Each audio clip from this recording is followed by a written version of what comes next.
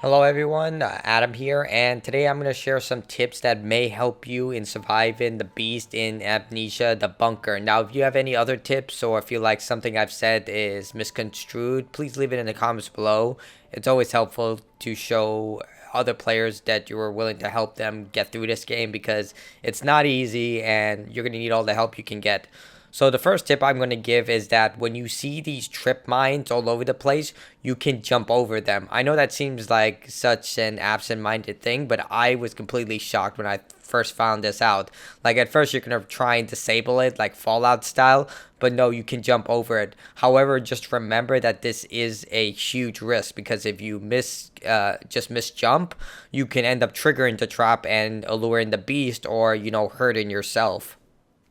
Next up is to be aware of when the beast is near. Now, if you have the lights on, the lights will flicker in a certain way when the beast is near. Another thing is that your heart rate will accelerate, and if you can't see what's in front of you because your light is turned off or the generator is turned off, you will actually have your vision distorted if you're looking in the direction of the beast. But as long as you keep away from it and it's not within line of sight and you can see it, you're in a good place. But if you do hear the beast coming, the best thing you can do is crouch and go underneath a table or bed, or just remain in the opposite side of the room in a corner. Unless the beast looks directly at you, you should be safe. Next up is don't use your ammo on the beast. This seems counterproductive because you have a gun. If the beast is alerted, you would likely want to use your gun to ward it off, but you should not do that. Guns are actually the best things when it comes to opening locks. I know that sounds crazy, but when you see a lock, the best thing you can do is use your gun and shoot the lock off. In fact, I think there's rarely will you find keys for these locks unless it's very important. So definitely use your guns as basically the ultimate locksmith.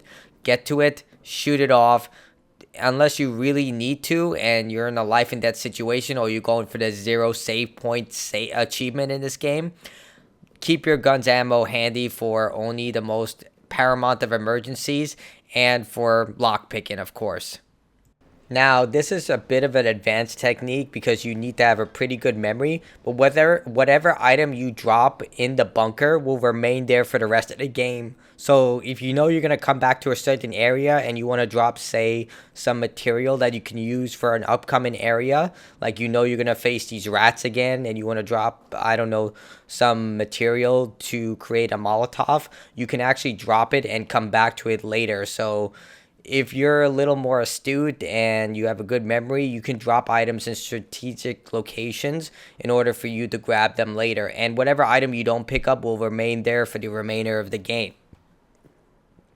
Now, the most essential items to the story come from the lockers of your fallen soldiers, such as the crank and the wrench. However, some of them, or at least a lot of them, are optional, and you should definitely collect these because they'll give you the most powerful items in the game. This includes the gas mask and the lighter, which you're going to need if you want to light torches, and the gas mask to avoid getting damaged by gas grenades.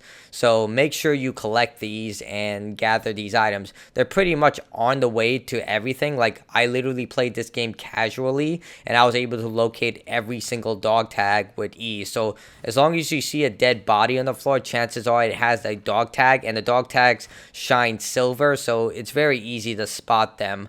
But either way, make sure you unlock all the lockers. And if you want to know where the codes are, if you forgot them, they are listed in the menu on the right hand side of the menu, where they'll have a list of codes and all the codes that you've already used or have no need for anymore. Now, the rats are some of the most annoying enemies you're going to encounter in the game. Now, you can't kill them permanently by using grenades or your ammunition, but you want to avoid that. If you want to get past some rats and want to mitigate as much damage or not waste any supplies, like using flares, instead you can jump over the rats and just take one hit. You're guaranteed to take one hit, but it's better than sometimes using supplies. And yes, you'll leak blood, but if you leak blood from one hit, it won't be that extreme. So it's a give and take. I would say it's worth taking the hit than it is using a supply that will just bring back the rats later.